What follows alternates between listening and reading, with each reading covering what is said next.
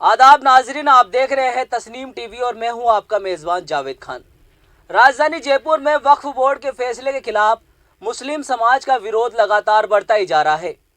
आज जुम्मे की नमाज के बाद राजधानी जयपुर की सीएसके में स्थित मस्जिद रेजिडेंसी राययान में नमाज के बाद फिर से विरोध किया गया।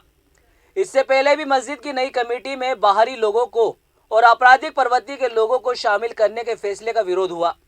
लोगों के इतने विरोध के बावजूद वक्फ बोर्ड की ओर से उसी कमेटी के नाम पर मुहर लगने से अब स्थानीय लोग आक्रोशित नजर आए।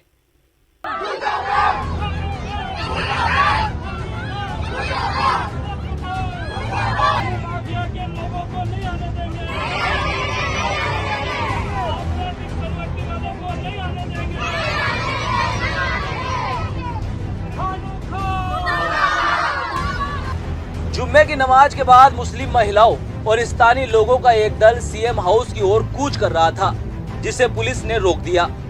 जुम्मे की नमाज के बाद मस्जिद के बाहर जमकर प्रदर्शन किया गया और वक्फ बोर्ड के खिलाफ मुर्दाबाद के नारे लगाए गए। इस दौरान स्थानीय लोगों ने सरकार को चेतावनी दी कि अगर मुख्यमंत्री मामले को लेकर वक्फ बोर्ड के फैसले को नहीं बदलेंगे तो उग्र आंदोलन किया जाएगा। इसी क्रम में रविवार को एक बड़ा कैंडल मार्च स्टैच्यू सर्किल पर किया जाएगा। पिछले 2 सप्ताह से चल रहे इस विरोध में स्थानीय लोगों ने कई जगह ज्ञापन दिया। आपको बता दें कि मस्जिद कमेटी में बाहरी निवासी और बेनमाजी और आपराधिक प्रवृत्ति वाले लोगों को शामिल नहीं होने की मांग स्थानीय लोगों द्वारा की जा रही है। वहीं इस पूरे मामले पर मस्जिद के वर्तमान सदर मोहम्मद सलीम ने बताया कि कमेटी को बदलने के लिए नई कमेटी में आपराधिक प्रवृत्ति के ऐसे लोगों को शामिल किया जा रहा है जिन्हें पहले भी मस्जिद के वक्फ संपत्ति को नुकसान पहुंचाने की कोशिश करने पर स्थानीय लोगों ने आंदोलन कर भगाया था।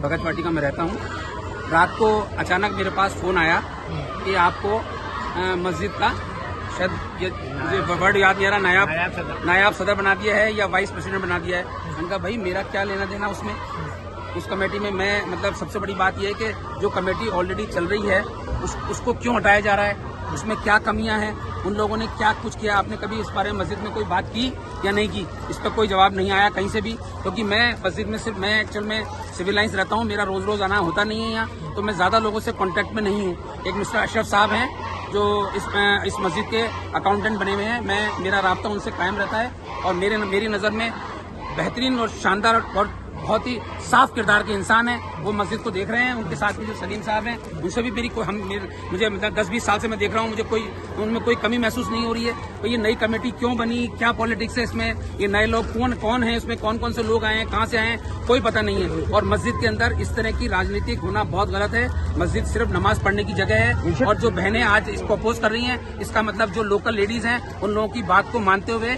नई कमेटी को बिल्कुल खारिज कर देना चाहिए मेरे हिसाब से। और जो भी जिस तरह की भी लोगों के इल्जाम हैं, अगर वो इल्जाम सच हैं तो कमेटी के अंदर कोई भी आदमी, कोई भी बदकिरदार आदमी जिसके ऊपर केस चल रहा हो या कोई भी इस तरह का आदमी वो इस फिलहाल देखने वाली बात ये होगी कि लोगों के विरोध के बाद वक्फ बोर्ड क्या फैसला करता है।